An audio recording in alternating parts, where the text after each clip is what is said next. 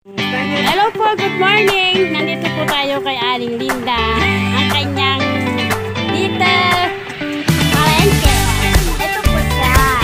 Ayan. Siya po ang may-hari ng isda. Tapos, ito po ang kanyang kuya, kanyang brother na si Kuya Udin. Ito nakapogi. Ito po yung kanyang mga salon.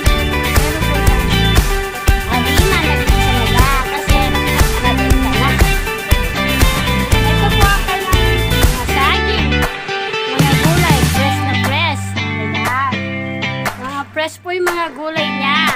Ayan. Ito pa po, meron pa po siyang upo.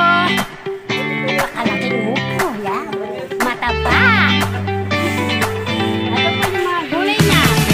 Sibuyas, bawang. Ayan. Meron pong lola na kaway ka naman po dyan. Hello.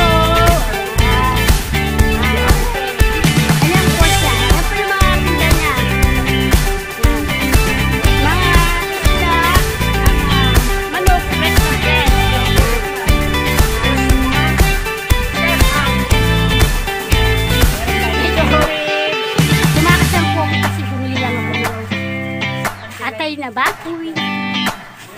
Baga! Kasi magluluto po ako ng ilawin na request ni boss. Habang wala po siya,